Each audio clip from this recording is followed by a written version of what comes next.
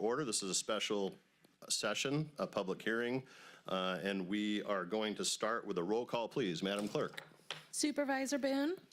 Here. Supervisor Flores? Present. Supervisor Ziegemeier? Supervisor Baines? Present. Supervisor Stevens? Okay, thank you, Madam Clerk. And now I can ask you all to stand up again. We're getting exercise today. And please join Supervisor Stevens in reciting the Pledge of Allegiance.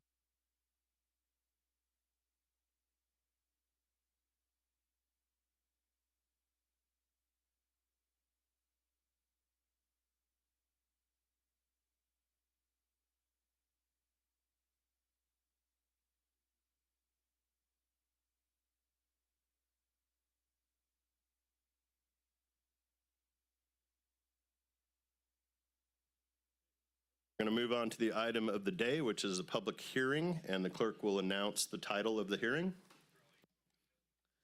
Public hearing to consider and possible adoption of an ordinance modifying interim urgency ordinance number 1729, imposing a temporary moratorium on the cultivation and processing of industrial hemp within the unincorporated areas of Sutter County by any persons or entity. Sorry. Thank you, Madam Clerk. And now I'll call on Mr. Smith and Mr. Vanasek to present the item.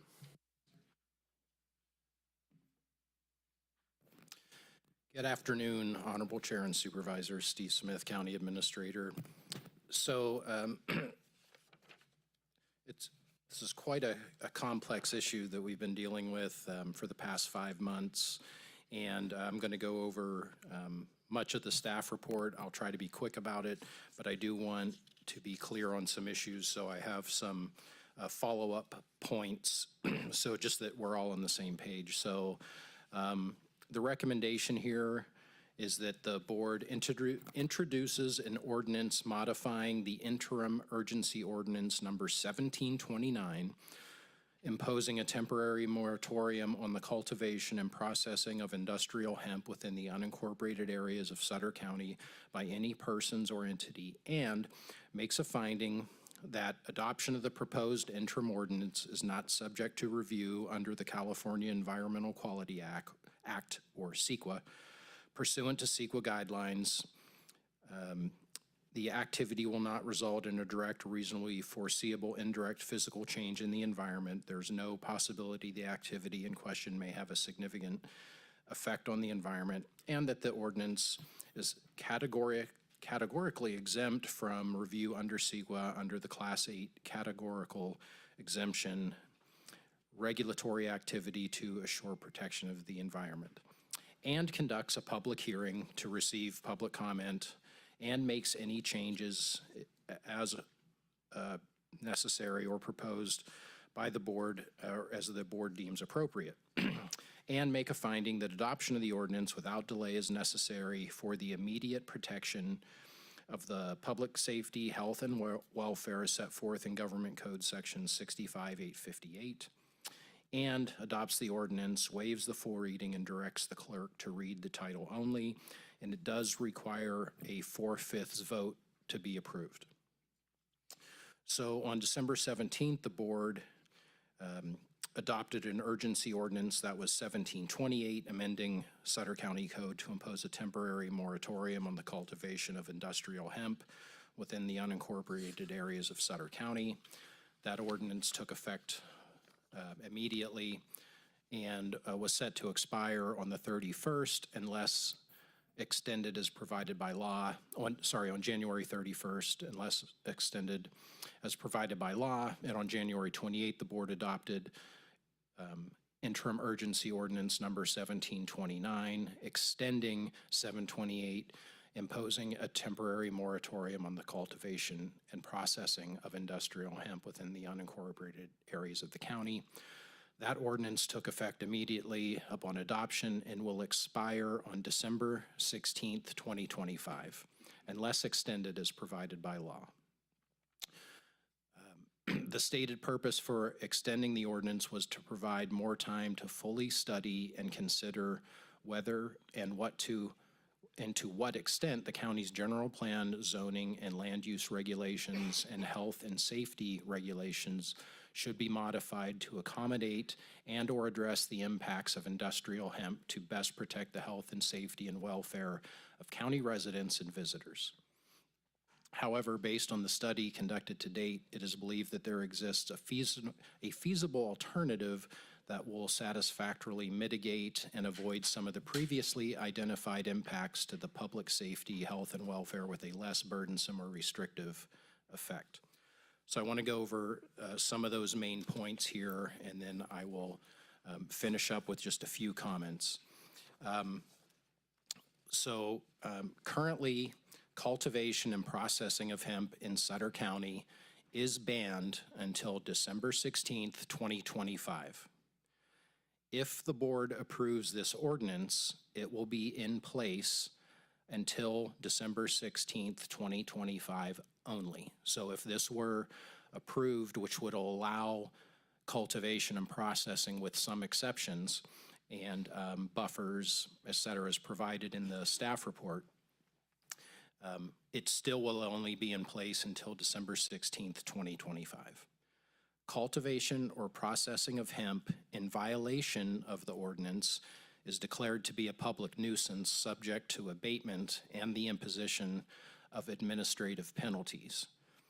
Cultivation and processing of hemp is prohibited except as follows: with a license issued by the Agricultural Commissioner for cultivation or the Development Services Director for processing of hemp with the payment of the deposit, which as stated, is $7,500 plus bond or security equal to full cost of abatement. On land zoned agricultural, food processing, agricultural, and recreation combining district or general industrial known as M2, with the following minimum setbacks: 2.5 miles or 13,200 feet from any incorporated city limit line, the boundaries of the Sutter Point specific plan, and any hospital, convalescent facility providing 24-hour care, senior living facility, excluding small residential care homes, place of worship, child daycare center, private and public K-12 school, youth-oriented facility, after-school program, park, or sports complex, and 0.25 miles, 1,320 feet, from any off-site residence not owned or leased by the licensee without the express written consent of the owner of that residence. An exception exists for processing if it is conducted within a detached, fully enclosed, secure accessory structure that is equipped with odor control filtration and ventilation systems adequate to prevent industrial hemp plant odors from exiting the interior of the structure. Only in the open air and in-ground only, and shall not be grown in movable pots or similar containers or in enclosures such as greenhouses or hoop houses. No usage of outdoor grow lights shall be permitted between the hours of 10 p.m. and 6 a.m. unless the glare is not visible from any neighboring property. Registration may be denied if inaccurate or incomplete information is provided in the application, if there were if it was violated or there were violations in the past of the requirements, failure to pay fees, deposits, or penalties imposed, and previously subject of a nuisance finding. Enforcement is subject to county discretion. Those are the major points. So making this recommendation was a difficult decision because I have a lot of respect for county staff and I have a lot of respect for the farming community here in Sutter County. The agricultural commissioner, and I think she may be here to speak, and I respect her opinion a lot, and I think, and I don't want to speak for her, I will just briefly say, even though I think she supports some of the things that are in the ordinance overall, she does not support this ordinance. And I met with her and agricultural staff who had real concerns about their safety when visiting hemp processors and cultivation locations. I'm not saying that is necessarily any of those folks that are maybe here today, but it went as far as to, I spoke with Sheriff Barnes about the possibility of deputies being able to escort, when available, agricultural commissioner staff to locations, which he is open to that. However, we don't know if we'll always have staff available to do so. So that would take some scheduling. That's not a guarantee, but that is something that may be provided for agricultural commissioner staff. We've had issues, and in here, when I mentioned the part about only in the open air and in ground and not in movable pots or similar containers, we've had issues where agricultural staff go to inspect, and when they go back the following day or later that week, the plants have disappeared. That doesn't make sense in most situations that I can think of. Why would a plant disappear? Again,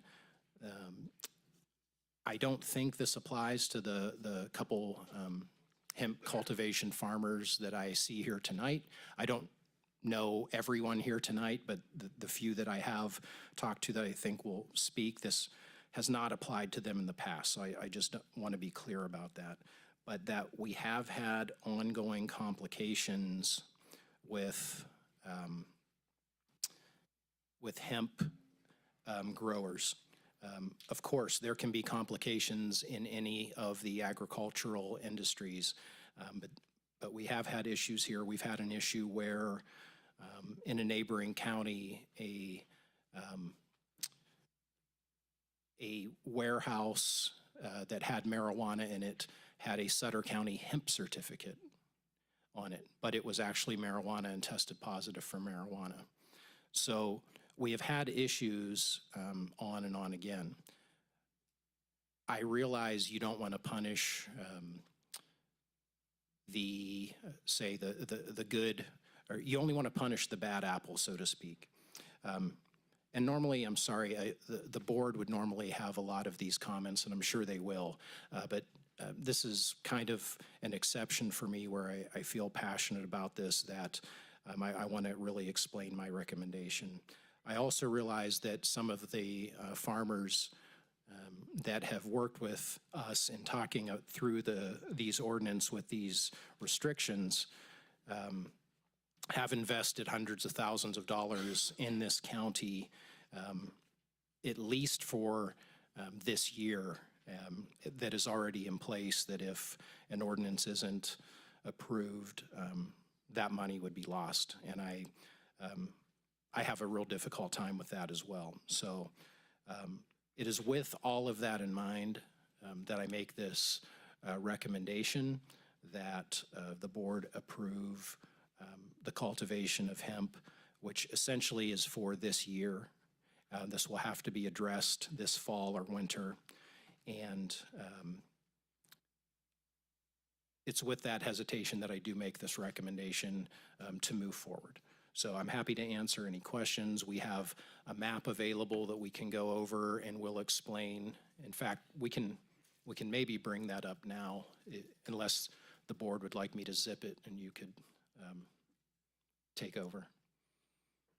No, go ahead and proceed. Okay.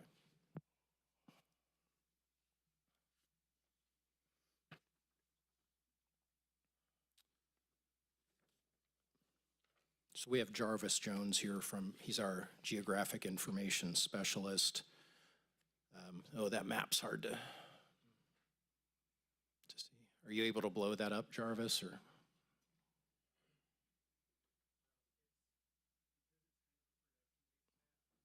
Okay.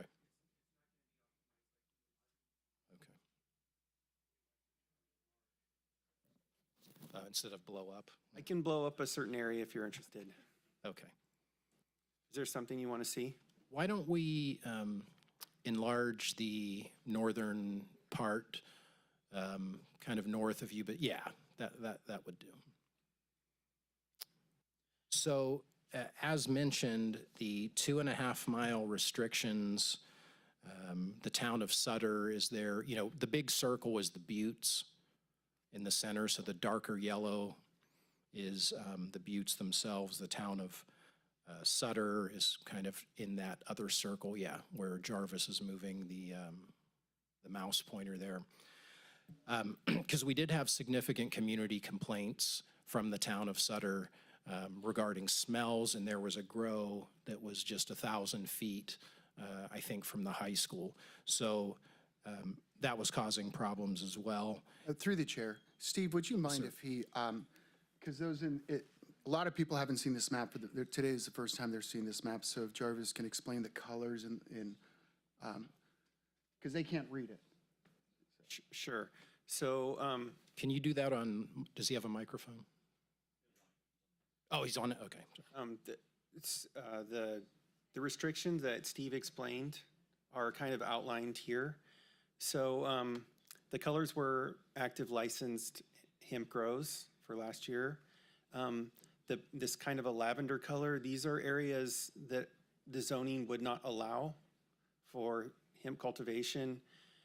These sort of dark orange colors, like you can see this large one here, these are the sensitive receptors. They include all those things that Steve mentioned before. If you go farther down the county, you have Sutter Point, which is here, this kind of a red color. And then the other restriction are, what we tried to do was map anything that might be a residential address. So when you see the dark colors, that would be the sensitive receptor for the facility, and then the lighter but kind of similar color would be the 2.5-mile buffer. So there's your sensitive receptor buffer. There's your 1/4-mile buffer from any house. Every one of those tiny blue dots is probably residential, although there could be some of those that aren't residential. It's just our best estimate from a 40,000-foot view. And then this sort of a pink color would be 2.5 miles from Sutter Point. I'm through the chair. So what I'm getting at, Jarvis, is show the community of Sutter and then show, so that yellowish baby food color, green or yellow or whatever, that is a perimeter right there. That's the 2.5-mile zone around the community. Yes, so in some cases, what you have is just overlapping exclusion areas, right? So if you were to say, look at this property here, it's not zoned right, it's within 1/4 mile of a residence, it's within 2.5 miles of a school or a church or something. So you're really looking for places that are in this white area where you could possibly grow. Mr. Smith, did you want to go ahead and continue your presentation before I take any further board comments? Because I wanted to finish the presentation, your presentation first, then we'll bring back to the board for any further questions. Yes, sir, thank you. So essentially on that map, and if you zoom back out a bit, you can grow in the white areas. All of the blue, all of the colors are restricted for various reasons. So it is greatly restricted based upon locations of unincorporated towns, incorporated cities, and residences and other sensitive users.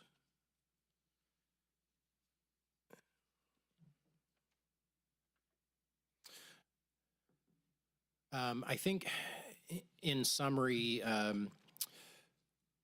this will, as mentioned, regardless of what happens today, the board is going to have to readdress this come December.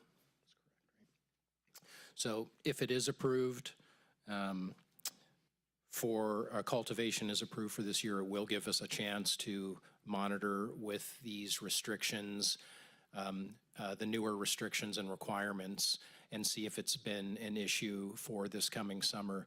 Because we also had issues where, as stated in the last meeting regarding this, the the costs to the county at times have been significant as well. So we have introduced fees to cover that cost, so that we're hoping there's no, I guess, additional cost to the county to approve this ordinance. So that's all I have. Okay, thank you, Mr. Smith. And with that, we're going to open up the public hearing. I will ask that we ask the clerk if we could limit comments to 2 minutes, because we have a lot of comments today, and we really don't want to be here all night. So 2 minutes, and it will be a strict 2 minutes. So at 2 minutes, if you're still talking, we're going to cut you off. So I just want you to know that up front. We do want to hear what you have to say. We have received multiple letters, phone calls, and we've spoken to many of you. But 2 minutes is good enough for today, okay? So with that, Madam Clerk, if you would call up the first speaker.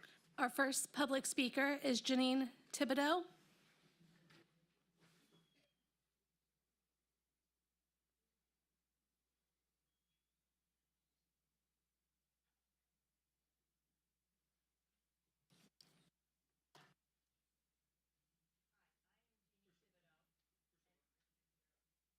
Okay, I would have to be the first one, wouldn't I?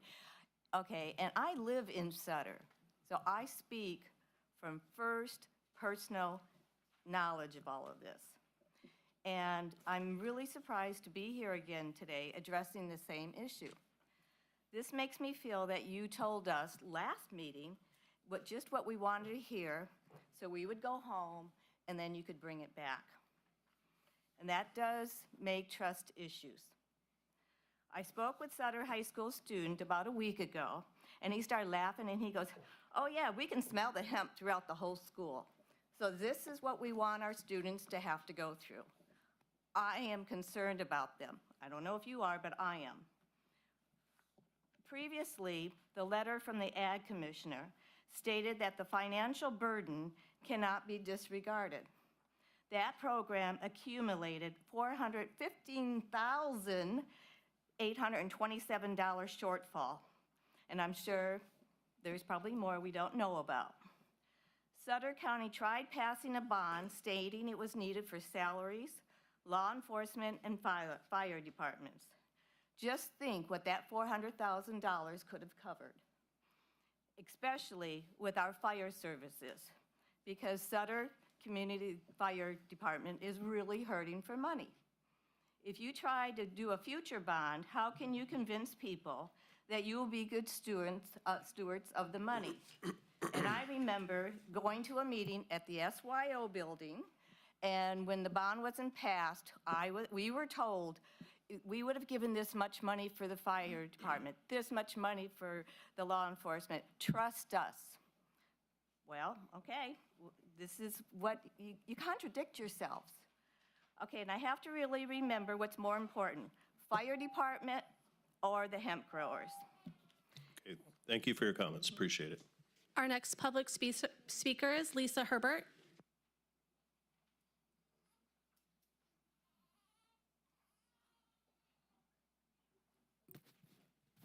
Can you hear?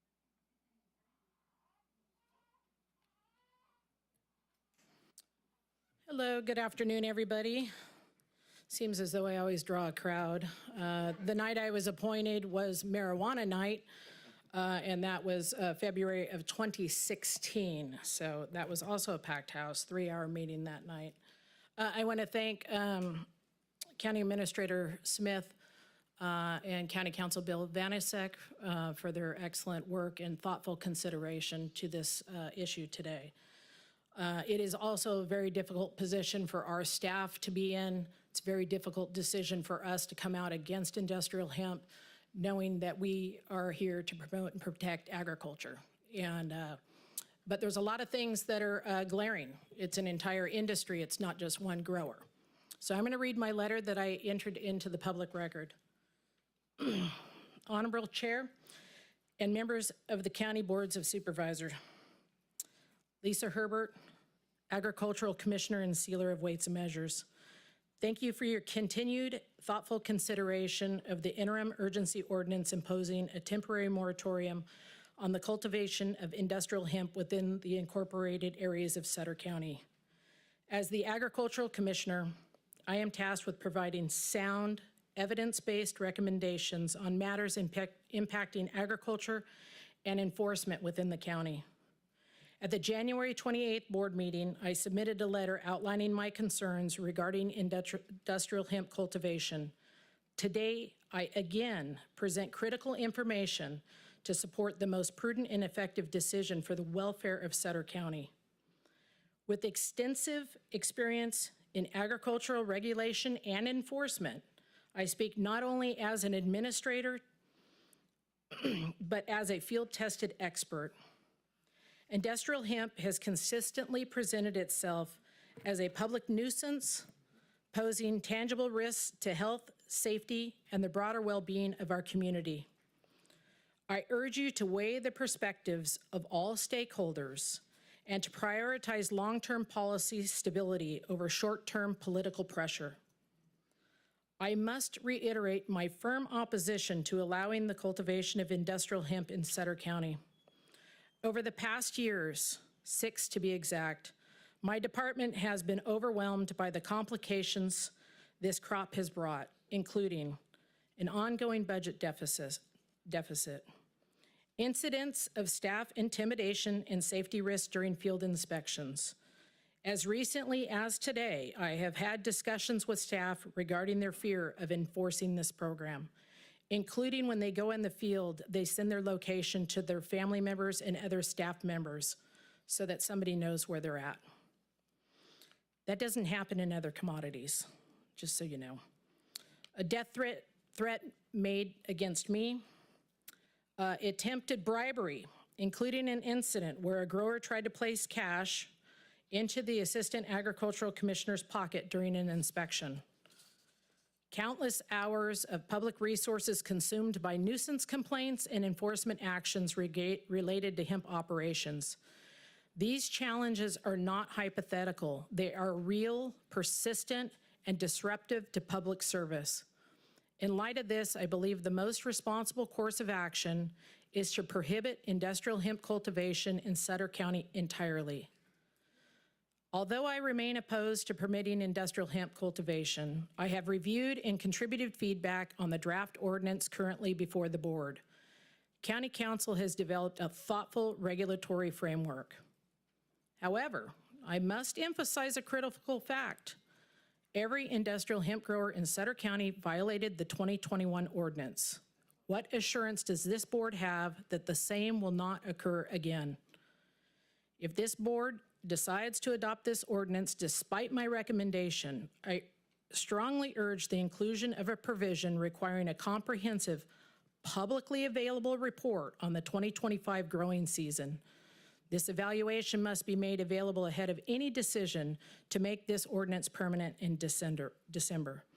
Thank you for your time and attention, and I remain committed to working collaboratively with this board to ensure the safety, integrity, and prosperity of Sutter County.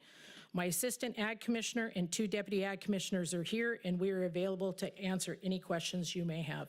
Thank you. Great, thank you, Lisa. We appreciate the work you do. Our next public comment is Nicole Eberich.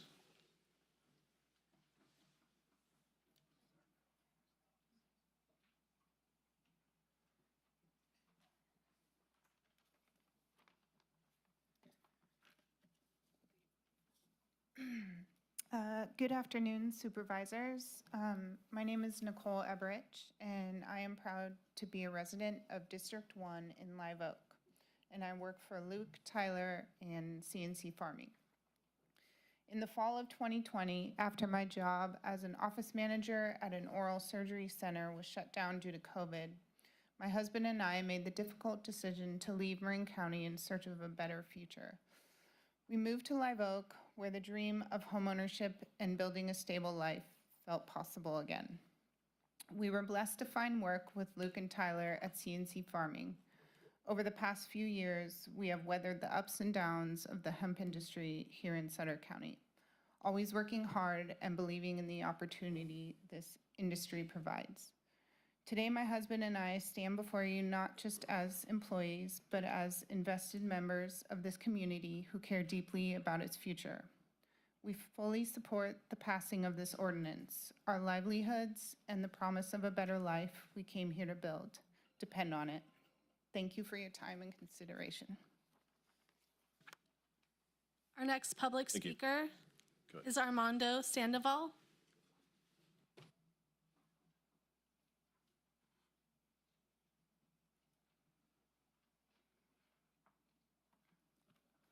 Good afternoon, Supervisors. My name is Armando Sandoval. I am a resident of Sutter County District 3 and a longtime employee of Luke and Tyler at CNC Farming.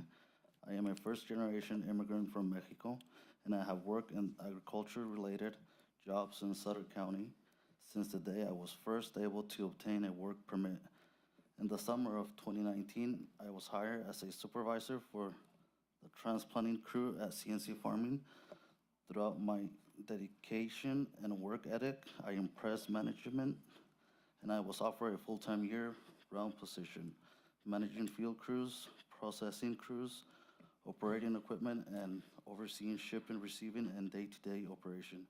When I was about to be laid off for the season, Luke and Tyler instead offered me a full-time position, creating a more stable and predictable future for me and my family. I have 4 children and a wife who depend on my job. It would be a shame if this ordinance does not pass, forcing me to search for other full-time work. I have worked hard to earn my management position here, and I fear it would be very difficult to find something comparable, especially given the state of the commodities I am familiar with. This job has also given me the opportunity to start saving for my children's college funds so I can afford them more opportunities than I had coming to this country. This job is helping me achieve my American dream. Over the years, I have been able to hire many friends, family members, and prior co-workers, many of whom are here today. Our livelihoods depend on industrial hemp being allowed here in this Sutter County. I strongly urge you supervisors to pass this ordinance today. Thank you for your time. Thank you for your comments. Our next public speaker is Tyler Tamani. Good afternoon, Board. My name is Tyler Tamani of CNC Farming. I'm one of the farmers here today fighting for the survival of my business and standing up for responsible hemp farming in Sutter County. Given the recent letter written by Lisa Herbert, our Ag Commissioner, I feel compelled to defend myself, our business, and how we operate. But I do want to set the record straight. We believe it's important to distinguish us from past problematic operators that have brought us to this point. From day one, we've worked closely with the Ag Department to ensure we are doing things the right way, and we've been told repeatedly we are not the problem. Becky, a member of the Ag Department staff, once said that walking through our fields felt completely different from the problem hoop house operations. She said our farm looks and feels like any other row crop in the county. That's because we treat it like any other row crop, with care, compliance, and full transparency. In fact, the Ag Department felt comfortable enough to ask if they could fly a drone over our field to capture footage of our harvest. We welcomed it, just like we've always welcomed oversight. We've operated with an open door policy and will continue that. Yet despite all this, we've been unfairly grouped in with the bad actors, accused of bribery, threats, and criminal behavior. They are serious acquisitions that we hope are prosecuted. We have obviously nothing to do with any of it. We are law-abiding, community-oriented farmers, and we deserve to be treated with the same respect and fairness as any other grower in the Sutter County. It would be unthinkable to shut down an almond industry over one bad actor committing insurance fraud, but that's exactly what's happening to irresponsible hemp farmers like us, punished not for what we've done, but for what others have done under the same crop name. Let's be honest, we can't let outdated fears or personal frustration dictate public policy. Hemp is a state-mandated, regulated, responsible, and productive crop. It's grown by local farmers, your neighbors, who are following the rules, caring for the land, and contributing to our local economy. It also happens to be environmental friendly, no pesticides, low water use, and when rotated properly, it even improves soil health. This crop helps us, not hurts our county. I have a few other things I'd like to say, but. Sorry, we're going to cut you off on that, but appreciate your comments, okay? Our next speaker is Tony Ruiz.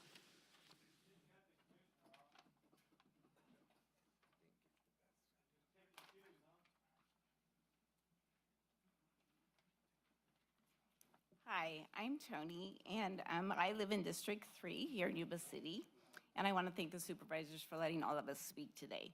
I'm here to support Tyler, and I want to just state some facts about the benefits of farming hemp in the community. It creates local jobs. It creates jobs across farming, processing, transportation, and support of industries. It brings in new revenue streams for farmers, offers a profitable alternative to traditional crops.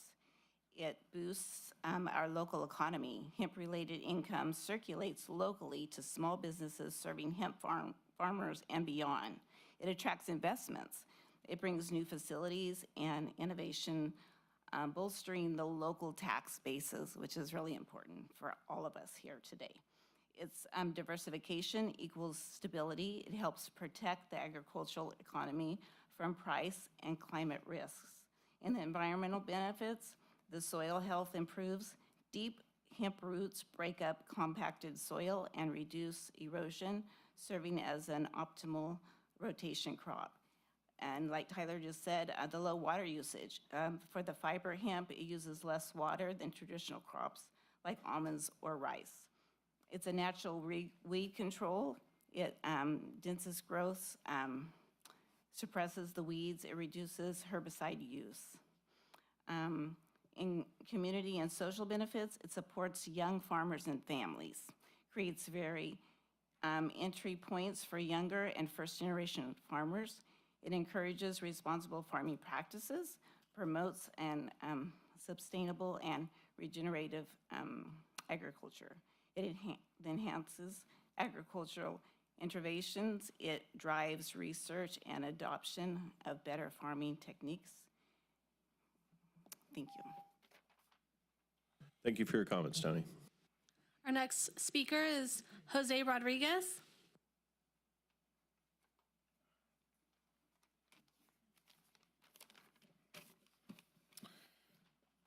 Hello, Board.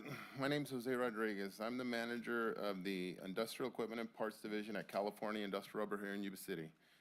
We have been a vendor for CNC Farming and Wilson Family Farm since they started and have been doing business with their operations for over 50 years. In their current chestnut operation, we designed sorting systems to grade chestnuts that ran through our Yuba City branch that brought tax money back into Sutter County, not to mention all the replacement parts throughout the years and ongoing.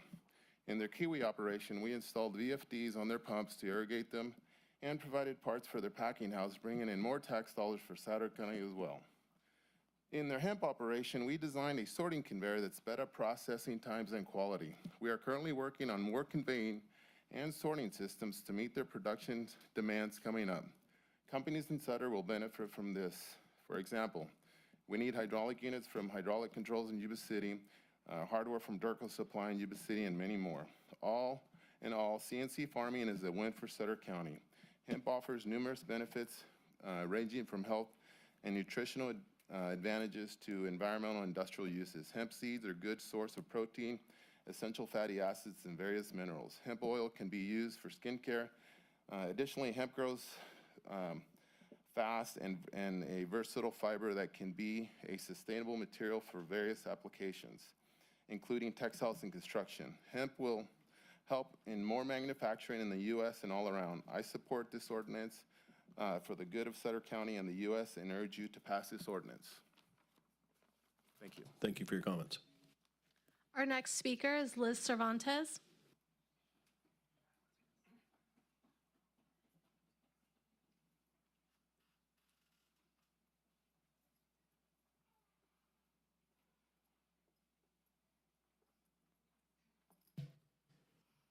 Honorable Chair, Supervisors, I'm Liz Cervantes. I live at 862 Country Lane in District 5 in Sutter County. And I know that you can't answer me. I've been through enough meetings with y'all. I just am wondering why this is not going to the people for a vote. You guys have had no problem going to the people, pushing taxes, bonds, measures, whatever, taxes. Please, I don't understand why you're putting yourselves in this position, but this is an off-ramp. This has not been pleasant. It's been real messy. And it sounds like the state is fluid in what's going on regarding hemp. That's all I wanted to say, is please consider bringing this to the people, full disclosure, town halls, education. I think that this is an educational situation. I don't know anything about hemp. I hear that it does wonderful things, and I think I've used it in salad dressing. Thank you for your time and allowing us to speak. I'm happy with 2 minutes. I thought it was going to go down to 30 seconds. Thank you, Liz. Next speaker. Our next speaker is McCracken Family Farms.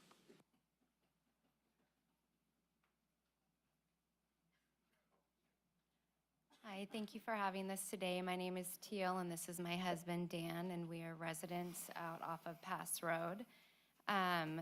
We are here to say we do not want this to pass. When we had the growers out by our house, it was absolutely horrendous what we had to deal with. The headaches, we couldn't run our whole house fan, we couldn't run our air conditioning, we couldn't even let our kids outside to play. And we were 1.5 miles away from the grow. It was awful.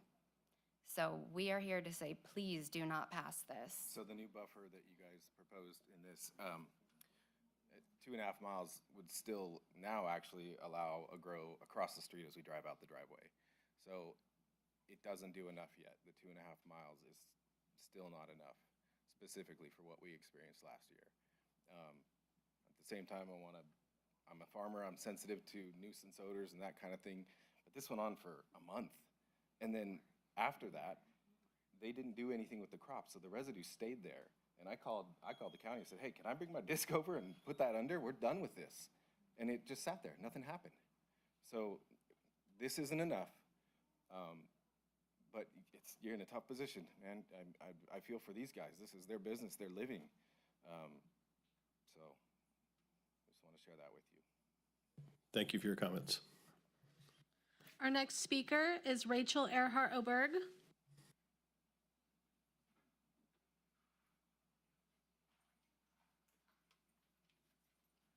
Hi, my name is Rachel Earhart. Thank you for all the time you guys have put into this. Steve, Bill, the board. I know you guys have been working on this more than anything else.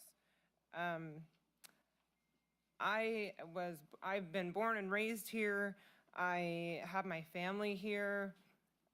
I don't support the hemp being passed at all. We're tired of everything, the smell, all of it. I realize that everybody can't be put in one box, but when it brings what it's bringing, it's just not something our county needs.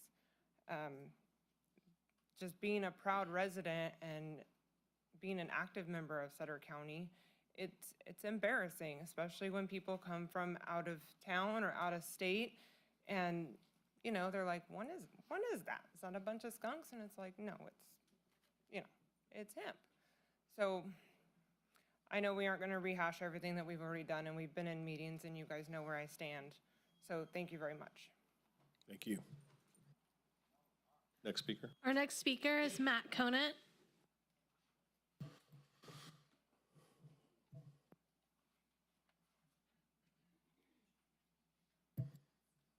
Welcome back, Supervisor. Yeah, it's different on this side of the aisle. Anyway, I'd just like to talk to you guys for a couple minutes about hemp. And, we've been on this battle for 6 years. And I just ask you to, you got a letter from your ag commissioner opposing it. You got 4 superintendents that opposed it. And you had the Farm Bureau that opposed it. And, the ag commissioner opposed it because they've had threats to their safety, attempted bribery, And there's some bad players, and I'm not saying all are bad players, but there are some. The school superintendents oppose it because they don't like the smell around the schools, and I get that. The Farm Bureau opposed it because it's not a viable crop. It hasn't proven it in the last 6 years to be a viable crop. There are many costs to the county. It's not just the $415,000. Bill, how many days and hours have you spent on hemp in the last couple of years, and your predecessors? How many hours have code enforcement spent on it? How many hours have the sheriff's department been on it to monitor it? These costs are probably at least another $200,000 in the last 6 years. I calculated last meeting, at $550 per farmed acre for each year that the acres were grown. $550 of taxpayers' money going to support a commodity that's never made any money. This doesn't make any sense. We have to save our money for fire departments and other issues what we need to support our county. Our budget is not rich. We got to be careful. And hemp has not proven to make money. I ask you and I urge you to support your ag commissioner, your school superintendents, and your farm bureau. Thank you. Thank you, Mr. Conant. Our next speaker is Maria Bravo.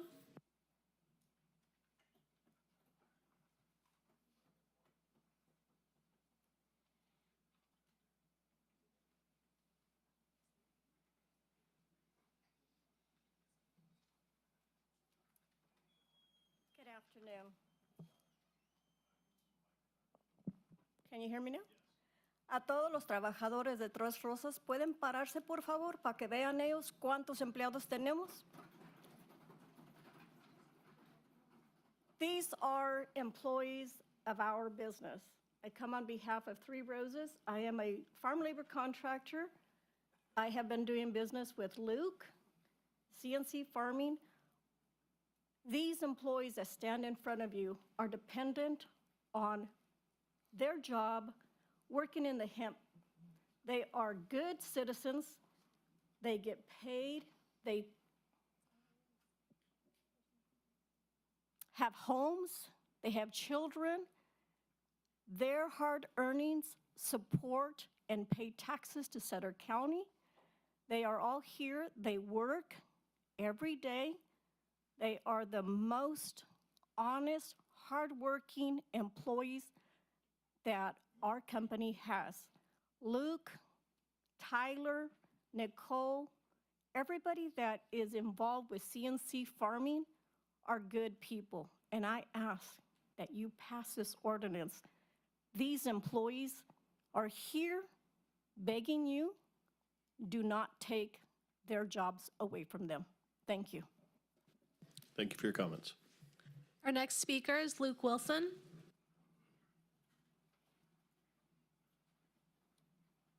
All right. Good afternoon, supervisors. First of all, I'd like to thank all of you, thank Steve, Bill for, sitting, talking with us over the last few months. I know all of us are ready to be done with this, but my name is Luke Wilson. I'm one of the hemp farmers here today fighting to keep my business alive. My partners and I started here 6 years ago. At the last meeting, we were criticized for not having supporters present, so I reached out and asked a few of our employees, vendors, and buyers to show up today so you can hear directly from them how hemp is a benefit to their lives and livelihoods. Many of them are also your constituents. By show of hands, I'd like to ask all of our supporters and those who benefit from this ordinance, please raise their hand. Okay, thank you. As highlighted in the recent economic development report, which was drafted using our actual production numbers from last year, our actual contracted price for this year multiplied by the actual acreage that we have contracts for this year.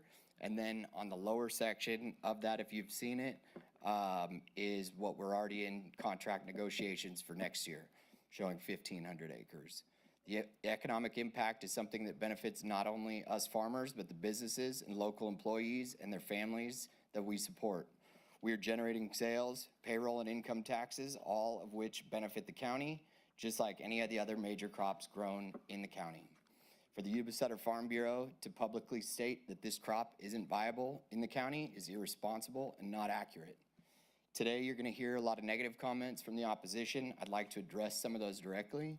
People are going to talk about the smell and how hemp farming might impact the quality of their life. I think the 2.5-mile buffer from sensitive areas is more than enough. I mean, we personally believe it's 1.5, but we'll give you guys 2.5 miles. I'm sorry, time's gonna be up there, but appreciate it. Thank you. Thank you. Our next speaker is Mike Cole.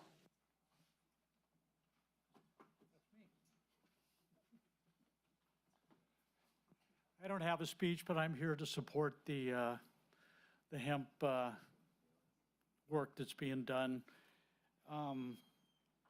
I was a PCA for 34 years and also a farmer. And I want to personally apologize to Lisa. Being out in the field for as many years I was and by myself, especially in the bypass on a Sunday evening, I think that's totally unacceptable.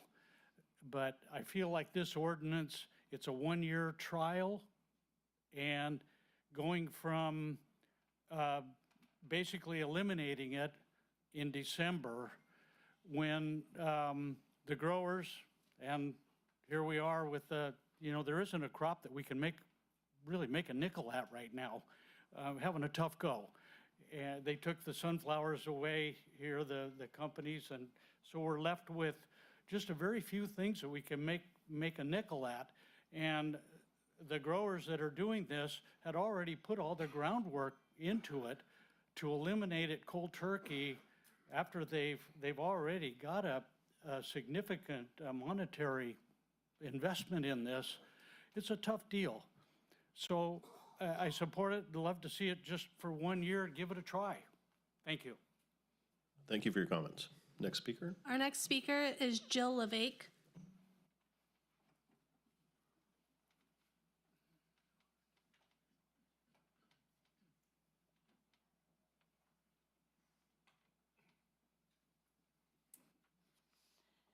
Good evening, Mr. Chairman and board members. My name's Jill LeVake, as mentioned. I'm lifelong resident, born and raised here in Yuba City.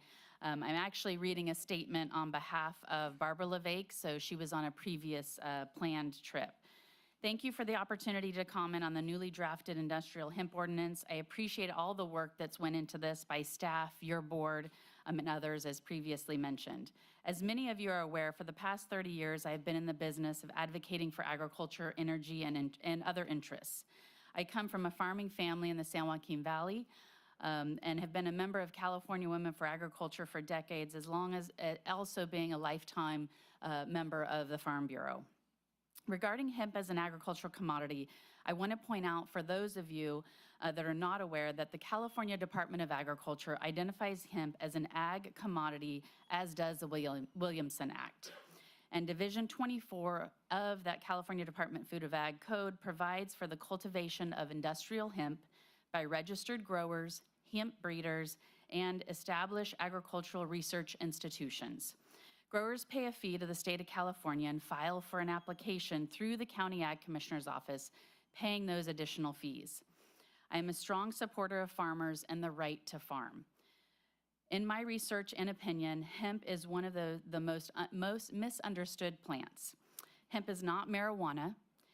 It's a non-psychoactive variety of cannabis plant that has been used for many uses: health and wellness, biodegradable plastics, sustainable textiles, construction materials, and it's being used in other areas as well. Why should you support this ordinance? This is an opportunity for the county to say yes to a crop that is sustainable, requires little water, does not need chemical pesticides. A yes vote is also supporting Sutter County agriculture and the associated businesses. Given the current state of the county budget and the fact that the county nor the city have been able to pass a sales tax, it makes good fiscal sense to welcome and embrace this new crop. Without going into details, I believe you have the Yuba Sutter EDC economic impact analysis on hemp and what it means to local businesses. I recognize that there have been very many bad actors already discussed, but that's in any business. The issue, however, I do want to thank the Ag Commissioner and the representative from Yuba City Farm Bureau that met with us. I would respectfully request a yes vote on this ordinance and further consideration for a permanent ordinance with a sunset clause. Okay, thank you for your comments. Thank you. Commissioner. Our next speaker is Jesse Verdi.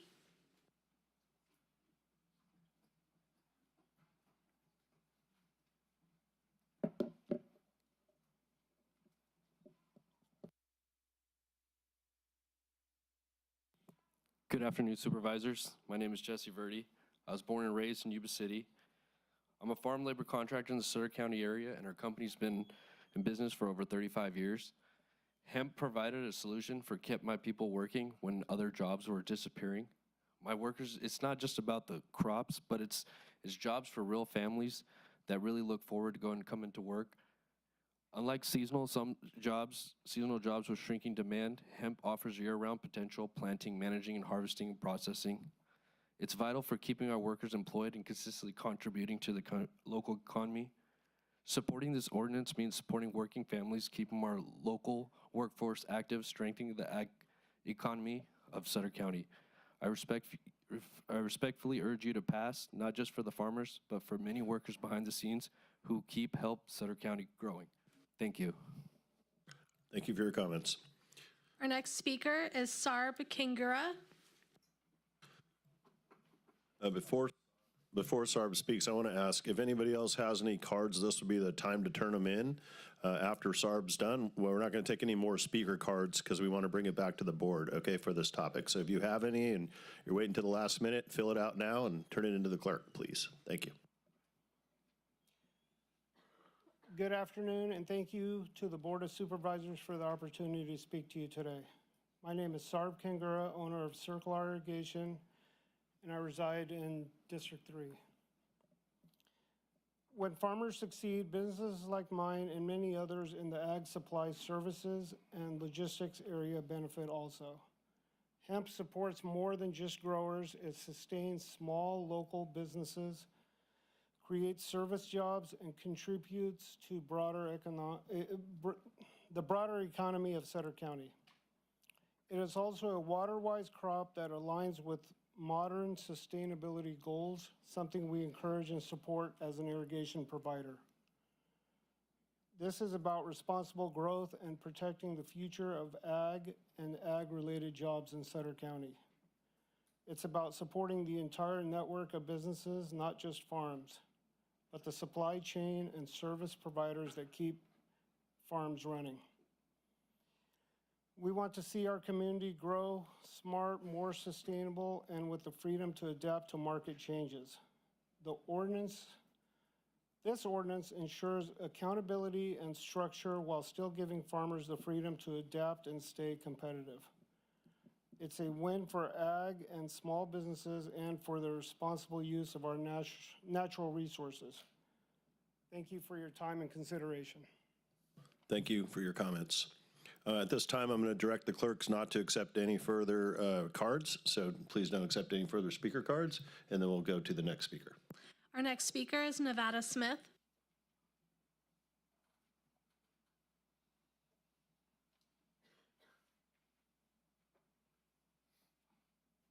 Hello, everyone, and supervisors. Thank you for having us. I don't have a prepared speech, but I am a local farmer, and I believe Sutter County's backbone is farmers and business owners and landowners, and I don't want to see any more property rights being lost. We might be giving up on hemp after 6 short years in, and there's a lot of other commodities in this county that if you look at their track record on the first 6 years, they probably weren't profitable either. Way back when peaches came and rice came, it takes a while to get this figured out. Right now, farmers do not have a lot of options to be profitable. And if this is one option, I think a 1-year ordinance and try to rectify some of the bad apples and make it where it's appeasable as much as possible to all the people that live in town and might not understand agricultural. I think this ordinance could go a long ways to help this county. It's a stepping stone in the right direction, I see. That's all I got. Thank you. Our next speaker is Ravi Tiara.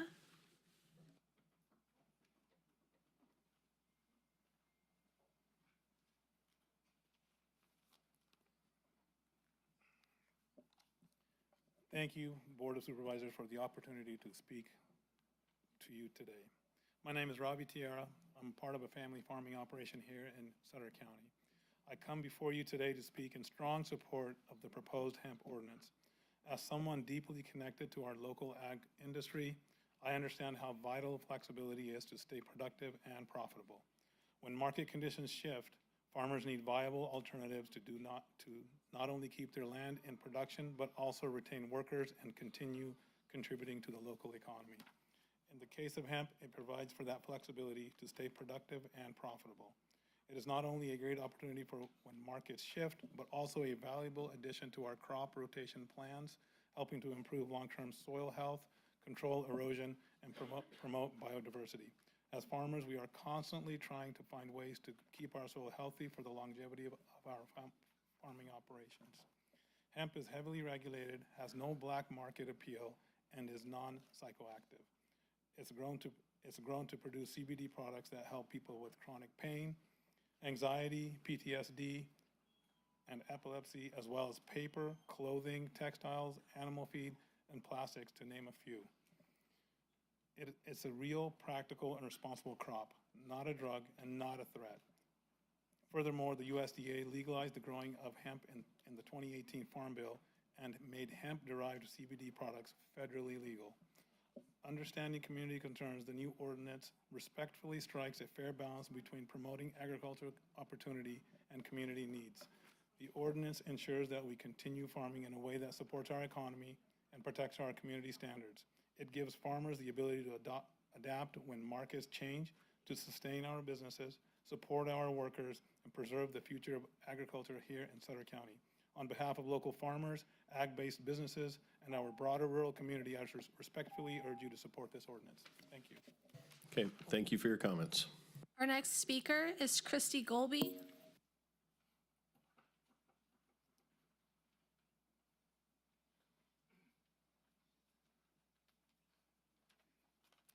afternoon. Thank you for allowing us to speak today. My name is Christy Golby. I am proud to stand before you not only as a lifelong member of this community, but I'm a second-generation small business owner.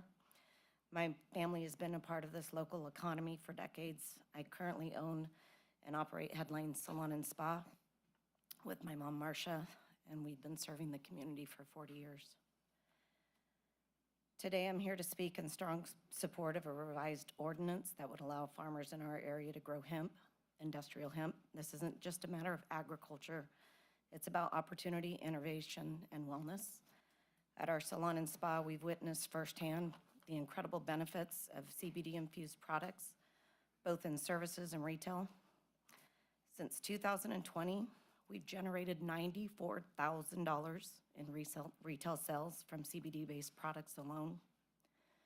In 2024, we provided nearly $26,000 of services featuring CBD-enhanced treatments. These figures are not just numbers. They represent a real demand from real clients seeking safe, effective wellness solutions. These products have become an essential part of our offerings, from soothing muscle relief balms used during massage treatments to skincare lines that reduce inflammation, promote healthy, radiant skin. Our clients seek out these solutions because they work, they're safe, and they're natural. Let me be clear, CBD or cannabinoid oil is not the same as THC. It's non-intoxicating compound derived from hemp that does not give users a high. Our clients feel relaxed, not altered. They experience relief, not impairment. The products we use and sell are strictly regulated, ensuring compliance with federal guidelines and peace of mind for our guests. Supporting hemp farming locally would not only align with state and federal laws, but create Thank you. Okay, thank you for your comments. And I just need to let everybody know we have about 30 minutes of comments left, so I'm going to give you guys a 5-minute break, all of us a 5-minute break.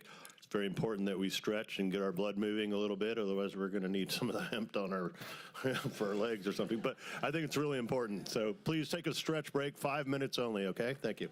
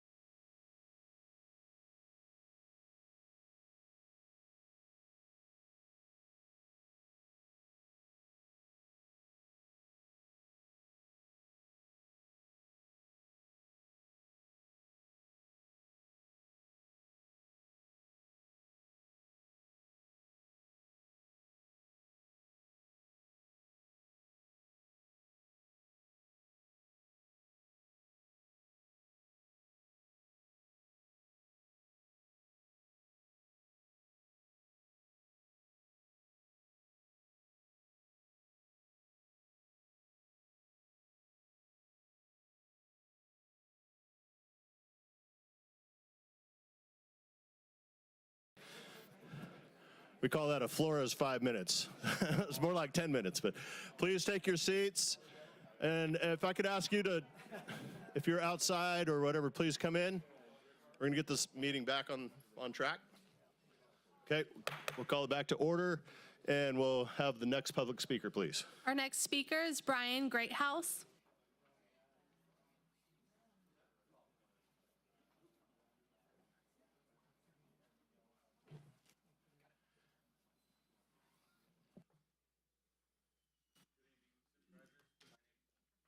There we go. Evening Supervisors, my name is Brian Greathouse. I'm the president of the Yuba Sutter Farm Bureau. Please refer to our letter of opposition of the new ordinance for industrial cultivation of hemp. This letter is included in your packet. I know you guys have a chance to read it. If you have any questions, I can answer those.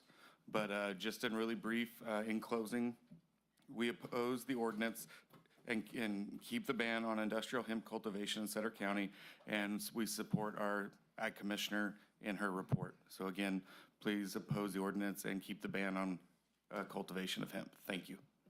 Okay, thank you, sir. Our next speaker is Courtney Tamani.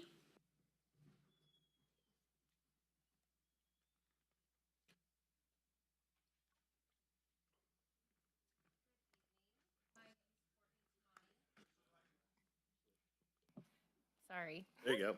Good evening. My name is Courtney Tamani. I am a longtime, born and raised in Yuba City. I attended Sutter High School, class of 05. I work in education. I'm a speech language pathologist, and I work in a farming community.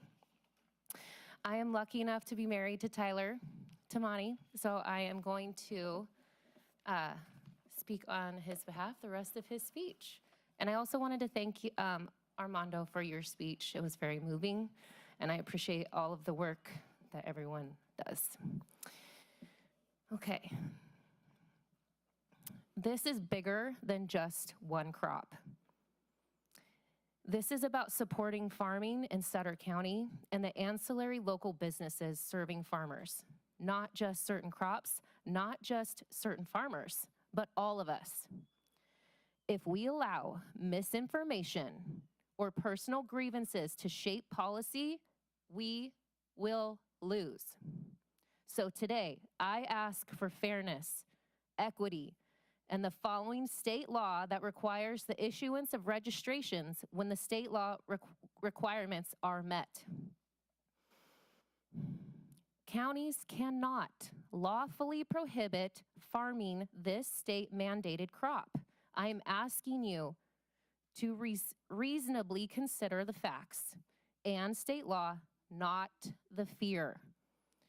To support responsible farmers who are doing things the right way.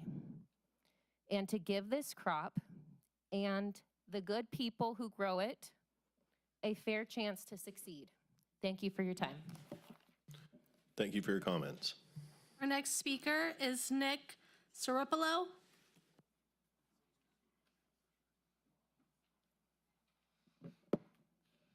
Hi, my name is Nick Sapalo. I'm the COO of Rising Sun Exports. We buy CBD isolate from CNC Farming, Luke and Tyler, and we export it overseas to Japan.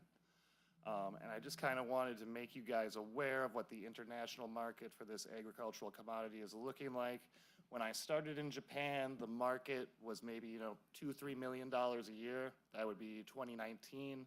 It's grown to about $115 million a year since then, and is projected to grow, to about $750 million by 2030. Globally, you're looking at about a $8 to $11 billion market, depending on who you ask.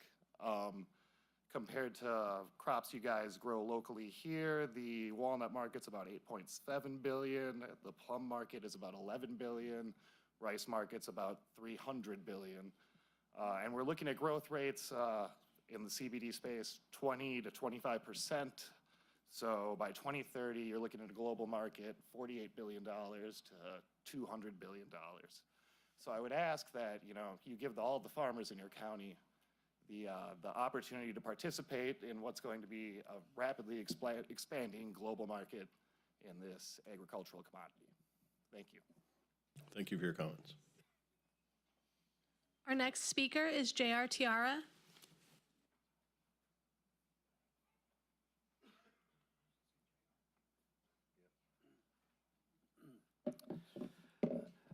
Good afternoon, Honorable Mayor and the County Supervisors. I'm sorry, the Chairman. Sorry about that, Mr. Dan Flores, and members of the community and staff. Anyway, my name is J.R. Tiara. My family arrived in Live Oak in 1906. Some will argue 1907, but we've been farming going into our nearly 120th year in these two communities. And the majority of those 120 years, I've never seen the history of a moratorium placed on a farmer to grow a farming product. Never, until now. And that's a very serious issue. It's unprecedented, these moratoriums. Granted, we've got an aroma issue. And yes, I understand, sewer plants smell, treatment plants smell. The prune dehydrators at Sunsweet and all the farmers that grow prunes smell. Hemp smells. Probably hemp's the least worst if you have had to live by one. But those aromas are aromas, and that's part of the right to farm law, right? It's just part of farming, noise, dust, you got it. People are gonna make money this year, finally. The pioneers in this industry are going to be profitable. We've crossed over the bridge to industry, and that's where hemp is. It's an industrial product, okay? And so we have opportunities. The smell, we've talked about it, we've mitigated it.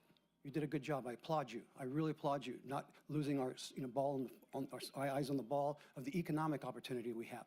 We're facing financial turmoil in this county. And so the future we have to find as farmers, the farming commodity, the package we have as a farming community is not enough funding to fund the counties anymore, this county. So farmers and our leaders have to get together and find out alternatives to boost our income. Okay, sales tax and all these other bonds and this taxing our people isn't the solution. Farmers grow money on trees, bushes, and plants from the dirt. We mint new money. So my encourage is, please, follow your gut here and meet the emerging industry of packaging, because hemp is the only solution to solve the sustainable packaging problem by 2030, that they have to be 25% sustainable. Hemp is the only product that can solve that problem. Thank you for your comments, sir. Our next speaker is Dan Woodhead. Hi, my name is Dan Woodhead. I'm a concerned citizen and supporter of hemp, and this is the remainder of Luke Wilson of CNC Farming's speech from earlier. He was cut off early. People are going to potentially bring up alleged crimes committed by hemp growers or around hemp farms. This was somewhat true in 2019 and 2020 when hemp was new.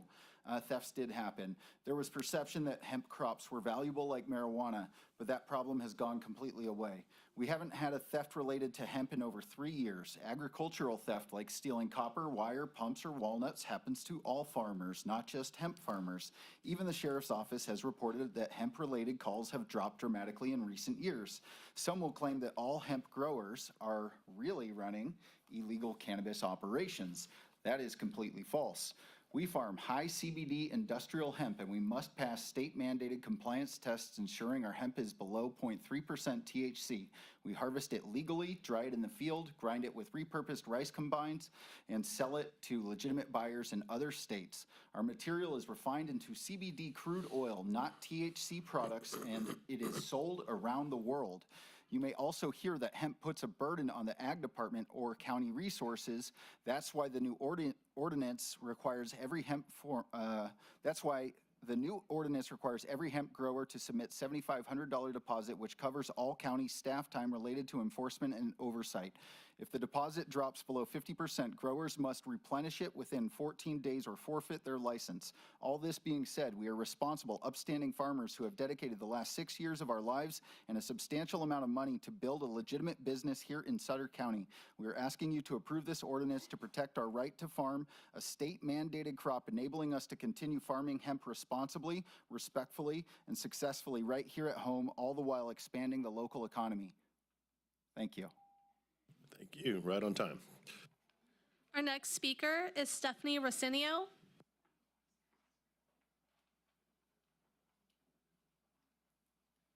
Hi, I'm one of those Yuba Sutter residents who was a Marysville Indian and gave birth to a couple of honkers so I'm kind of on both sides of the fence. But anyway, I wanted to give you a quote that this guy, who everybody thinks I met personally, his name was Abraham Lincoln. And he says, you can please some of the people all of the time, all of the people, and some of the people some of the time, but no way can you please all of the people all of the time. Although if you'd like to try with me, please let me know. I've got a lot of nice things. But at any rate, I wanted to know if you remembered that the statistics about 10 years ago, for every $1 you collect in a farm, it benefits $4 to the community. And we heard them talk about different industries and things like that, so it's beneficial. And I don't think it's a secret to everyone that our economy is going down, our state is bankrupt, either the feds take over or New California takes over. Either way, we need money, we need industry. We've got a bunch of, families there, and they've got a lot of markets, and they have a product to give them.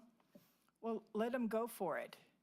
But maybe you can have a caveat, extra, all the bad people, the bad players, have consequences. You know, why don't you have Elon Musk find out what they're doing bad and sick the sheriff on them? But if not, think about it. Why don't you challenge them to do something about the smell? Like, oh, I don't know, activate a charcoal for one. Put it up around it to mitigate the smell for your neighbors. Be good neighbors. It's as simple as that.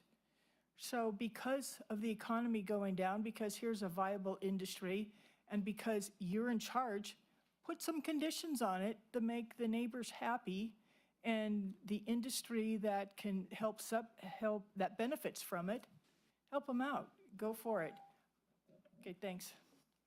Thank you. Our next speaker is Florentina DeGennaro. Hi, Supervisors. I'm here as a parent. It's unfortunate that we don't have much more of those. I want to shed a light to all aspects that will be affected, not just the ones that are here speaking that are going to fill their pockets and have these opportunities. There's also families that have nothing to do with their industry. They just work regular jobs that live next to these places and farms that will be greatly affected. I personally have a daughter that goes to high school and children that go to elementary, and they also have severe allergies. If you research the data, there's doctors and there's other families down in San Diego, Encinitas, Riverside, where they've had these farms where there were severe, not just mild, severe allergic reactions. The doctors, they would have the reports. So we have to look at everyone who's going to be affected. And again, I'm going to repeat, I'm sad that these other families are not here to speak up. Personally, if I was living close and I was going to be affected, it also affects, I would leave. I would not stay there and have to deal with this smell. This is an honest, just a mom, parent, family comment that I'm making. I'm also going to address it to the comunidad Latina. Nosotros hemos superado tantas cosas. Necesitamos mirar de todos quién van a estar afectados, ¿verdad? Ustedes están recibiendo dinero de estas farmers, pero hay otros lugares que pueden trabajar. Mi familia hizo fresa, manzanas, trabajaron en muchos otros lugares. Necesitamos mirar quiénes van a ser afectados. Ustedes viven allí, van a tener sus hijos allí, oliendo el olor, yendo a la escuela, tienen reacciones alérgicas que van a estar afectadas. Everyone, you need to just see the whole point of everyone's comment and who is going to be affected in this. Even though I do use hemp, I love hemp products. Okay, we'll have to ask you to stop. Sorry. Thank you. One thing is buying products, and another thing is living in a city where the farms are at. Okay, thank you for your comments. Our next speaker is Brandon Barnes.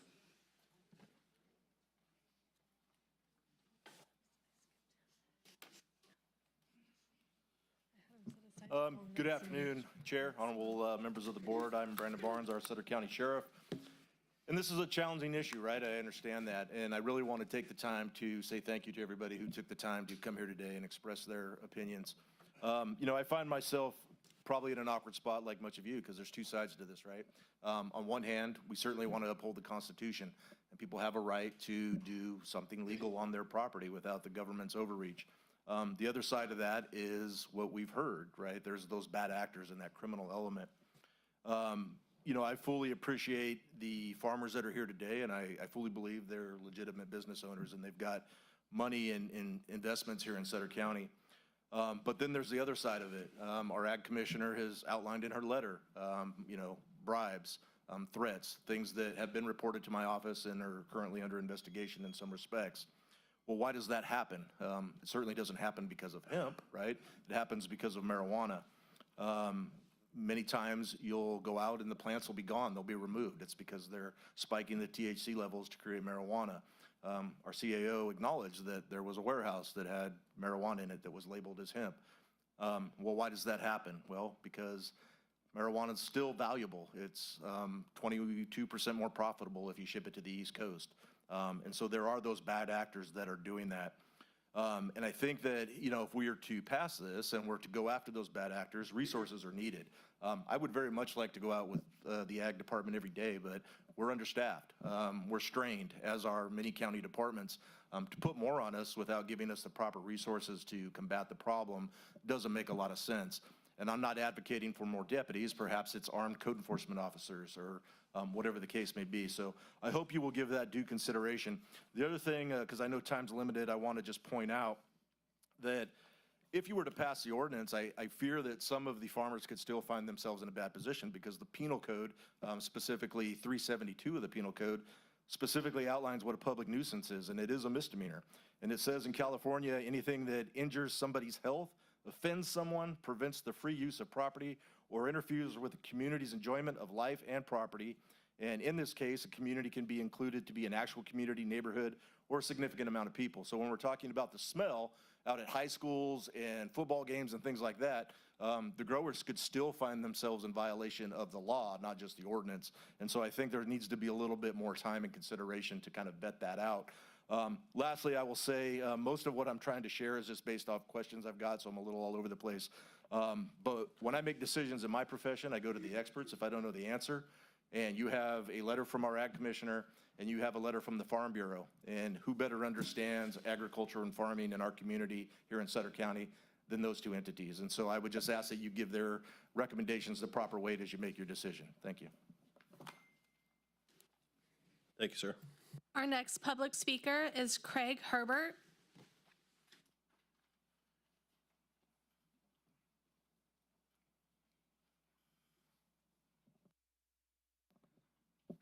Good afternoon, board. Just wanted to mention a couple things. If your board passes this ordinance, unfortunately, you can't control who's growing this stuff.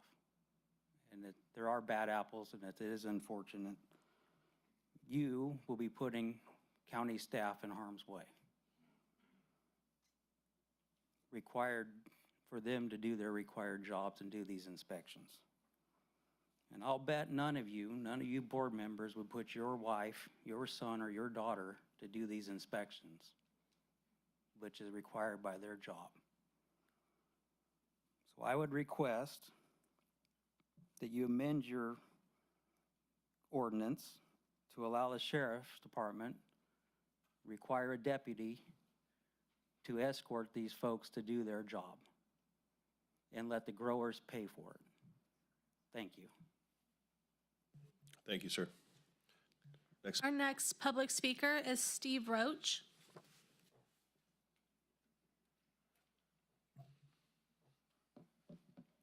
Hello. I'm Steve Roach. I live out in Sutter, retired naval officer. I've spoken to you before about these issues. Sympathetic to the farming issues, the workers' issues, the economic issues that are in play here, but there's one elephant in the room that no one is talking about, and it's the children of Sutter County. And they're also not talking about THC. California currently has an emergency order out banning the sale of any edible products that contain THC, the psychoactive component that's in marijuana. The reason stated was that it posed a significant and immediate threat, particularly to underage users who are drinking hemp-derived THC products, whether it's vapes, whether it's gummies, whether it's sports drinks. There is a significant issue with drug abuse in our schools with underage kids because of the proliferation of these products. You can go online and find thousands of them, and it is hemp-derived THC. I've spoken to the superintendent of schools in the county, who said he shares the concern. He said 10 years ago, his substance abuse issues were 9 out of 10 was alcohol. Now 9 out of 10 of it is THC. And a significant proportion of that is hemp-derived THC. So we have all these other issues with hemp that people are going to talk about, and they're certainly germane. Excuse me.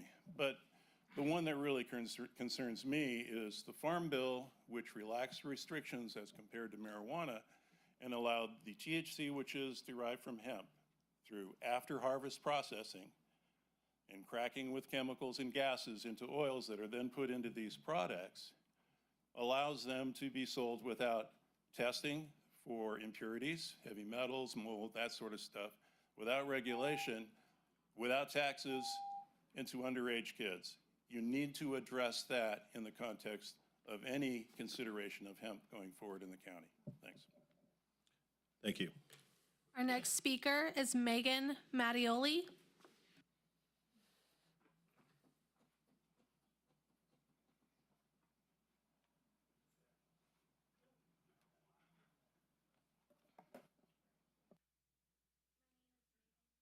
Microphone. My name is Megan Mattioli, and I'm a proud fourth-generation farmer here on behalf of my family's farm, Mattioli Brothers. We operate a diversified farm growing tomatoes, rice, corn, and more. Diversification helps us manage risk and protect our livelihood from unstable markets. To us, hemp is simply one more crop that allows us to meet our most important goals: keeping our farm running, our employees working, and supporting the heart of Sutter County, our local economy, and small businesses. Since I was young, I've watched my family work 7 days a week, long hours, endless responsibilities, constant sacrifice, all to keep food on your table. Every year brings new challenges: stolen machinery, broken equipment, unpredictable weather, constant illegal dumping of trash on our properties, but bills don't wait. Property taxes are due, landlords must be paid, and most importantly, our employees, who are part of our extended farm family, have children to feed. We do all of this without complaint and with resilience and deep pride of what we do. There has been speculation about our intentions and integrity, so let me be very clear. Illegal activity has no place in our fields or in our community. We approach every crop we grow, including hemp, with responsibility, honesty, and heart. Hemp on our farm is cultivated for legitimate uses, such as topical creams that help veterans and others manage chronic pain without relying on opioids. Mr. Roach, I believe, was referring to Delta 8 and Delta 10, which can be derived from hemp, and I wanted to let everybody know that that is illegal in California, so that would not apply to our local schools. This ordinance reflects what happens when farmers, officials, and the community members come together to find a responsible solution. I'm going to have to ask you to wrap it up, please. Thank you. All right, thank you. Any further? We have no further public comments, but I would like to note for the record that we did receive 4 letters in support of hemp farming, 1 signed petition, and 1 letter in response to the Ag Commissioner's letter. And then we received 4 letters in opposition to hemp farming. And in January, we also received letters from Britton Elementary, Live Oak Unified School District, and Sutter Union High School in opposition of hemp farming. Okay, and those will be submitted for public record? Okay, thank you. Okay, no other comments, and we're going to bring it back now to the board for discussion. Sorry, did I? Go ahead and tell me what. Close the public hearing. Sorry, I need to officially close the public hearing, and then we'll bring it back to the board now for discussion. Also, some of you spoke, the board may want to ask you some clarifying questions, and that's actually okay once we bring it back to the board. So I just wanted to inform you of that, okay? So I'm going to open it up to board comments. I'm going to start with Supervisor Boone. Well, I appreciate everybody coming out today. This is a pretty difficult decision to make. I'm a third-generation farmer. We're up in District 1 area and farm other locations throughout Sutter County, and I believe in the Right to Farm Act 100%. Some of the people and farmers that are here today, I actually am a walnut broker and I deal with them as well. We're all searching for that magic wand. What's it going to be this year? What's it going to, we're trying to figure out how to make ends meet.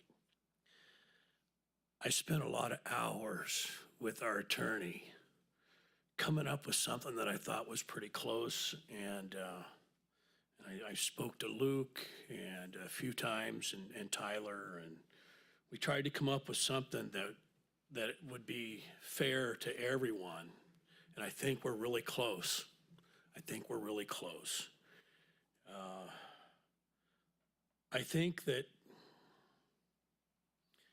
there's not enough information personally in our communities. The last 2 days, my phone is literally rang off the hook. I took my phones and turned the ringers off, and then they start vibrating. I don't have any time to deal with anything else. And we just came back from conferences in Sacramento for 5 days, and they were still ringing then.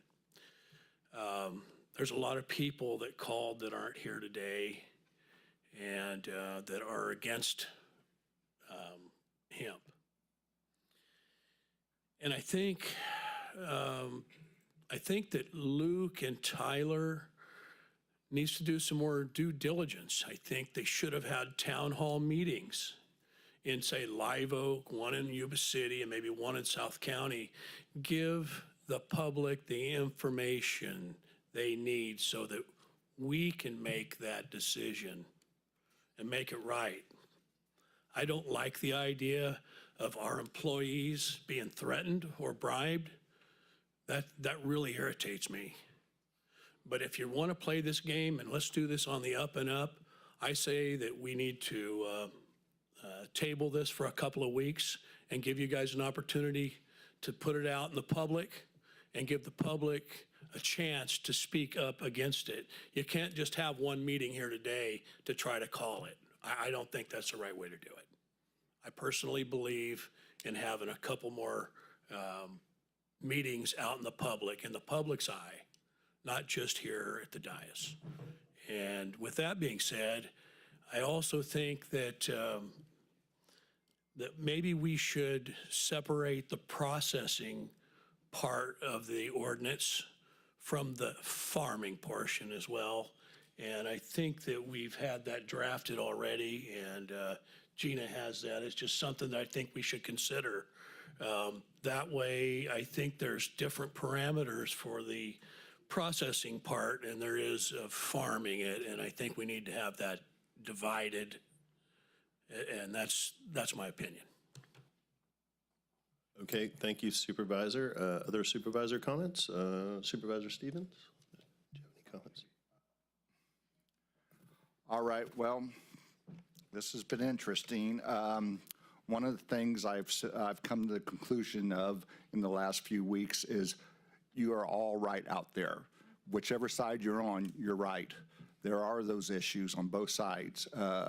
I'm a farmer. I have been a farmer, and you know, if I was doing something good and trying to do good for this community, and somebody was trying to tell me that that I shouldn't be farming it, I would have a problem with that. But I also have a problem with a product being used as vaping and everything.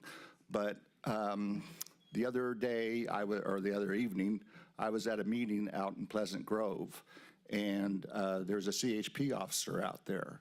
And he was telling us this last year that there was 90 confirmed deaths due to DUIs, drunk driving. Where's the outcry for that? I don't think hemp, we have that problem with hemp. Hemp doesn't have those kinds of capabilities. Now, yes, it's being disguised as marijuana maybe, but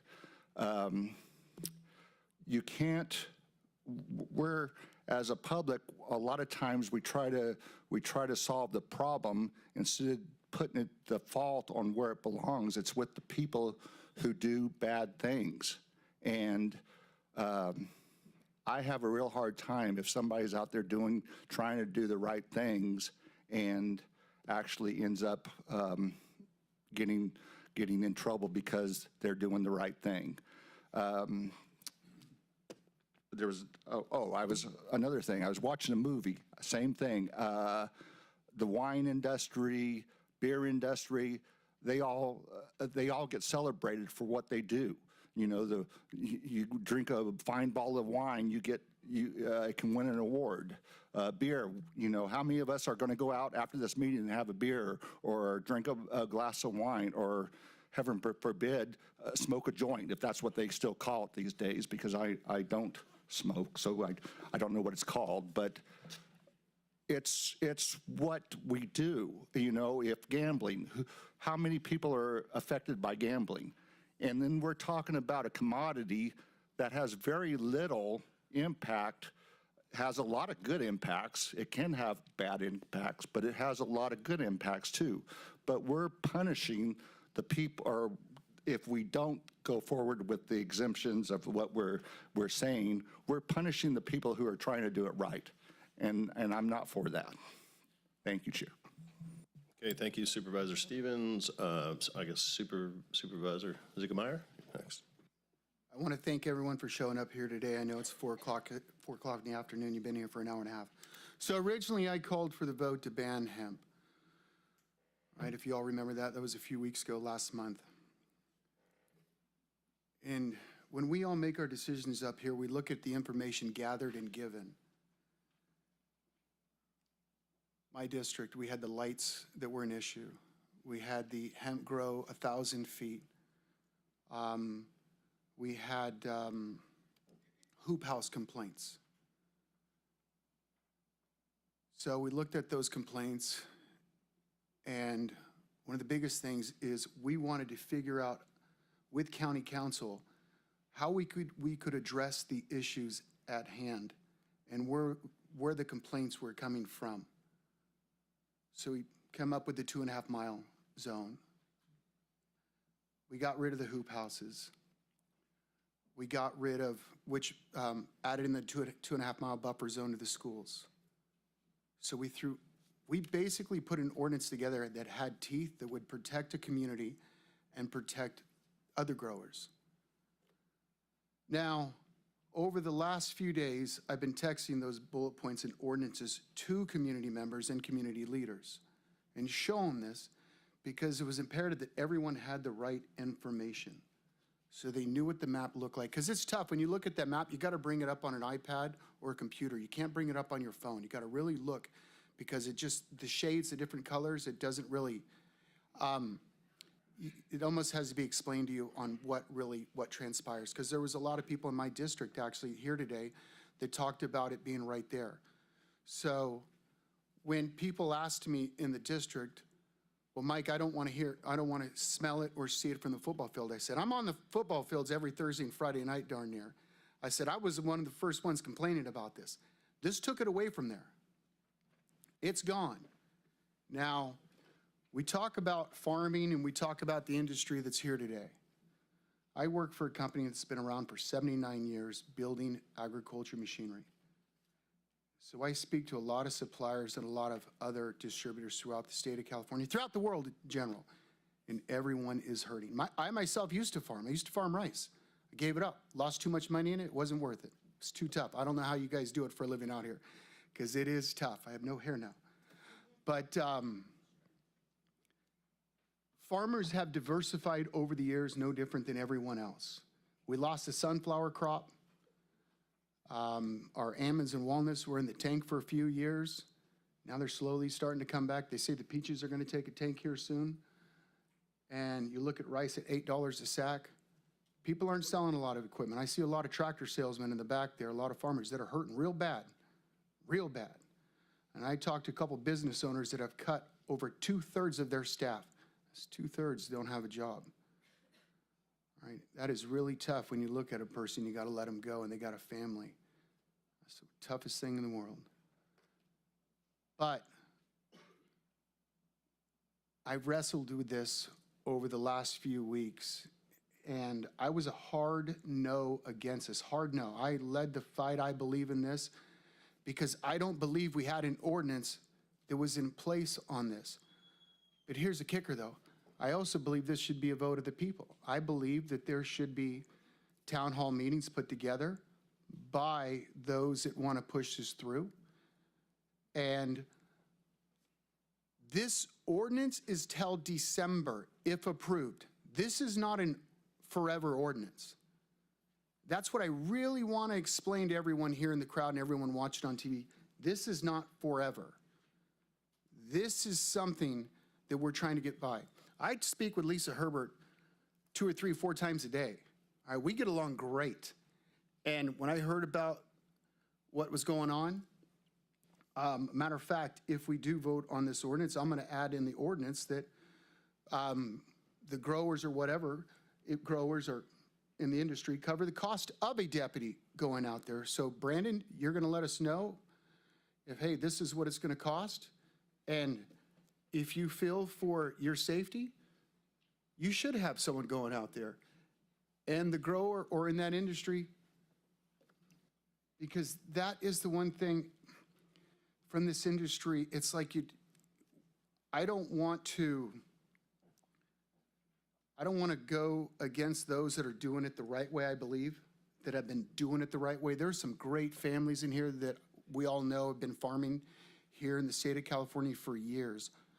A matter of fact, I believe the Mattioli family's been farming for what, about 70-something years?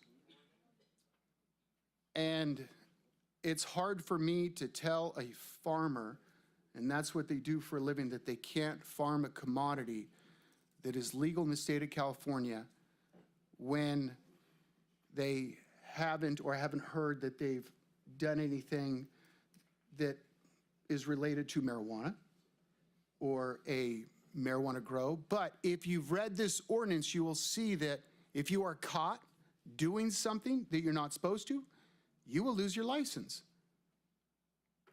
And you will never get your license again. That is all part of the ordinance. Look at the bullet points. As a matter of fact, can we bring the bullet points up, please? Because I don't believe a lot of people have read the 17-page ordinance. Matter of fact, I asked Bill to put the bullet points on the main, and so you could actually read what it's all about. But, like I said, I believe this should go to a vote of the people and let the hemp growers come December, you gather the signatures, you have the town hall meetings, invite us to the town hall meetings so we could see how things go, and let the people vote on it if they want to allow it.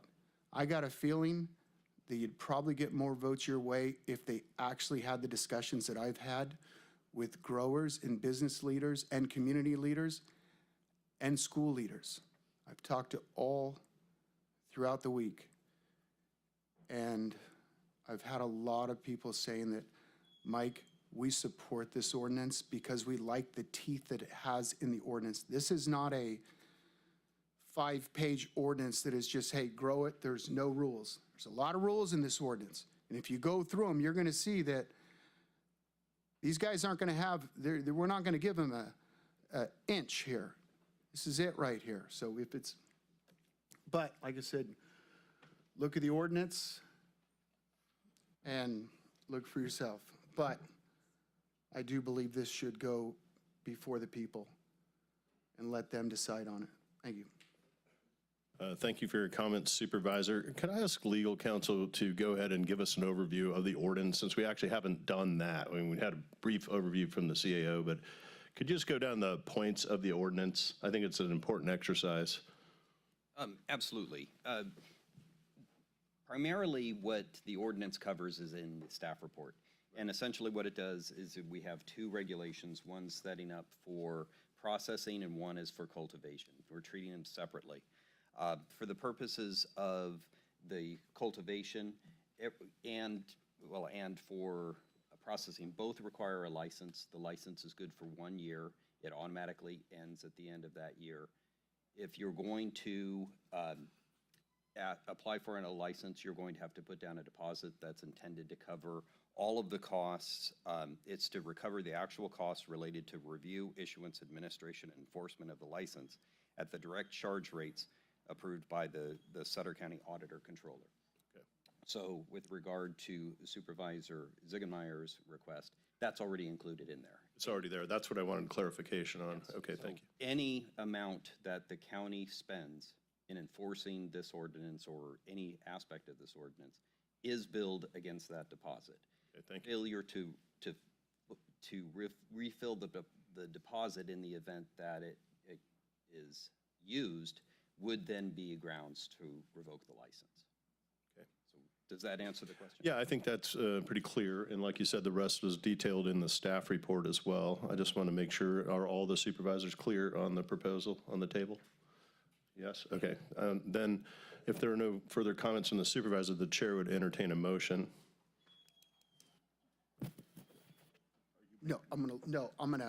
I just wanted to clarify to those in the public that what this is a trial period till December. What is it? Would be December 26th? December 16th. December 16th, hemp growers, those out here that are in this process, I would recommend you get your town halls together, and I'd recommend you get your signatures together. Because the next time this is going to vote of the people, we're going to let the people vote on this, because that's where this should go. Shouldn't go to 5 supervisors, it should go to the vote of the people. Okay, Supervisor Stevens, you wanted to recognize an audience member? Yes, could Luke or Tyler come up to the podium, please? And I have a couple questions I'd like to get answered. So there's two things that concern me. Talk to me about processing and processing licensing. Do we have a processing facility here in Sutter County? Have we had a processing facility here in Sutter County? What's the process? So processing can mean a few different things. Like there's the oil extraction processing, and then there's the processing of screening the stick out of the material after we harvest it, just making it. I mean, the material's really lightweight when it's dry, and so we try to maximize what's on a truckload. So we're really out there farming molecules, the CBD molecules, so they're tiny, they're microscopic, and so we want to get as many of those on a truck as possible. So we're basically machine harvesting everything, screening the stick out, and putting it into bags and putting it on trucks. So that is defined as processing, and yes, we've been doing that since day one. When you guys shut the industry down at the last meeting was the first we heard that we needed a processing license for the storage and, storing our material and doing what we do. When we started this business, we didn't need one. We don't need one in another county, but we're aware that we need one now, but it's impossible for us to get if you guys aren't offering them. But if you guys give us this ordinance, I'll be in the office tomorrow. We'll get it taken care of. Okay, and one more question. I heard you referred to that you had the contracts for this year. One of the reasons we're here today is that you already had the contracts in for this year, and then so we're feeling pressure that because you have these contracts, we're in this position. So I think I heard you say you're already looking for contracts for next year too. Yes. So if this ordinance, if we put it in place and it doesn't play out, then if you're already signing contracts, I don't want to be put in this position again where you have contracts and we're trying to figure all this out. Oh, we understand. We understand. I mean, part of this business since we started is building the industry. These guys that we do business with, they want us to do more this year, and we're still growing. We can't do it all at once. So it's a growth process, and so we set multi-year goals as a business, and so each year, we step up, and, you know, it's all about the future. I mean, that's what we got to do in farming, is set a plan and, you know, execute it over multiple years. But do you realize that if this doesn't work out, gets you in a position where you've signed contracts and you can't fulfill them? No, absolutely. No, we fully intend to, I mean, farm just like we have been since we started. And, you know, we really take, you know, real foot in, you know, the same, you know, category as these guys that are giving it problems. Like, I mean, we weren't even aware of this that Lisa was having. So, you know, we're well aware now, and we want to work together to, you know, make it right. Through the chair. So this decision, I'm personally going to make this vote. This isn't because of you. This isn't because of not even everyone in this room. This is from those that I've talked to. I respect the Farm Bureau. I respect Lisa Herbert. I respect our sheriff, our district attorney, my constituents. And that's why it's really tough to make this decision, because I gather all that, you know, after speaking with everyone, and I put them all together. And after talking with one of the superintendents today, and they read through the bullet points and they looked at, wow, if these guys slip up, they're done. I mean, they're done. And you have no one to blame but yourself. You're done. We're shutting you down. And I'm going to sleep like a baby at night after that, because I'm not making this decision. I'm making this decision is going bye-bye. There was over 7,387 farms shut down between 2017 and 2022 in the state of California. That's scary. There'll be a lot of farms shutting down this year as well, especially with the commodity prices where they're at. We're not asking, we're demanding. All right, one thing I left out, rid of the hoop houses. You know, when you have plants coming up, and I say when plants are coming up in the middle of the night disappearing, we're never going to hear about that ever again, because this ordinance gets rid of hoop houses. It gets rid of all the nitty-gritty, all the stuff that we had, all the complaints about. Because I never had one complaint from your farm whatsoever. But I knew the other ones, that's where the complaints were coming from, because I'd get them throughout, because it was in my district. But those are gone, all right? But listening to the sheriff, and I spoke with air quality yesterday too about smells, and that's a whole nother beast. And just know that this is a tough decision, but we do make this decision because we've had an overwhelming support from growers in this area. Ag growers that don't just grow rice, tomatoes, prunes, peaches, safflower, wheat, everything that they can to make a living. And they're hurting right now. I'm going to entertain a motion. I'd also ask that reminder to the Board of Supervisors, we have a budget meeting following this, and we need all of your participation 100% tonight. So call home and tell them you're not making it to dinner. So I just want you to know, okay? So I'd entertain a motion with that regarding this. Through the chair. Yes, sir. I move to approve staff's recommendation with the inclusion of our agricultural commissioner upon her request that was made earlier, and also allowing the sheriff's department to provide deputies for those visits that are made to these sites, and I guess amending the ordinance by increasing the fee from $7,500 to $15,000 to make sure our sheriff's department was covered for those additional staff members if needed.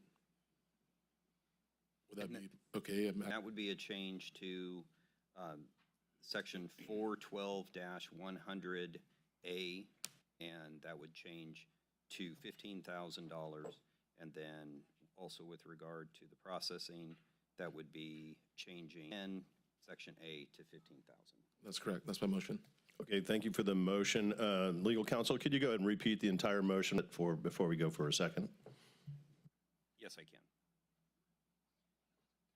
The motion is to move recommended action subject to the addition of the report request requirement that was made by the Agriculture Commissioner, also subject to a change in section 412.110, changing $2,500 to $15,000, and changing section 100 subdivision A from $75,000 to $15,000. $7,500 to $15,000. Okay, thank you for the repeat, and I'd entertain a second. To the chair, earlier I spoke about separating the processing facility away from the growing portion, so we'd have two separate ordinances. Where are we at with that? So, legal counsel, can you, please? The motion that was made includes processing within the ordinance. It is not a motion for the modification of the ordinance that removes processing. Okay.